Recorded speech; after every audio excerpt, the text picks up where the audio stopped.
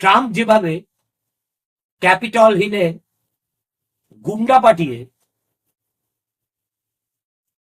আমেরিকার স্বাধীনতা উত্তর ইতিহাসে গণতন্ত্রের সবচাইতে কলঙ্কের দিন রচনা করেছিলেন, সেটাও মার্কিন জনতার কাছে দাগ কাটতে পারে।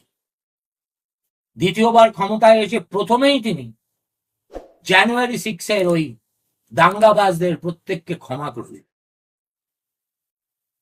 তারপরে ট্রান্সজেন্ডার বাদ, ইউএসএ সংস্থা বাদ, হাজার হাজার কর্মচারী তার ইমেল পাচ্ছেন যে অমুক তারিখের মধ্যে যদি আপনি স্বেচ্ছায় রেজিগনেশন দেন তাহলে আপনাদের 7 মাসের বেতন দেওয়া হবে, আর যদি না দেন তাহলে জেনে রাখুন অফিসের দরজা আপনাদের জন্য বন্ধ।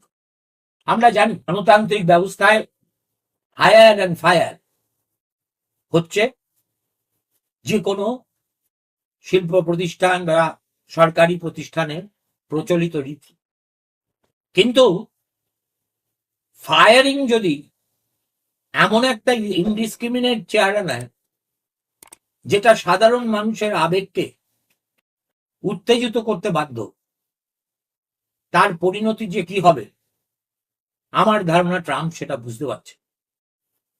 কেনেডি নামাঙ্কিত লাইব্রেরির অনুদান তিনি বন্ধ করে দিয়েছেন।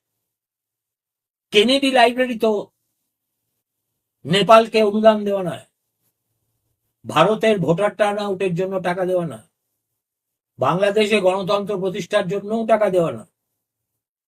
কেনেডি লাইব্রেরি যারা দেখেছে তারা জানেন যে কি অমূল্য একটা সম্পদশালী সংগ্রহশালা, সেটাকেও তিনি ধ্বংস করতে চান।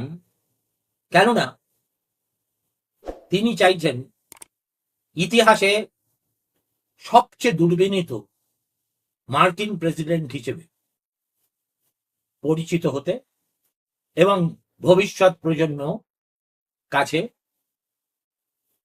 স্মরণীয় হয়ে থাকে।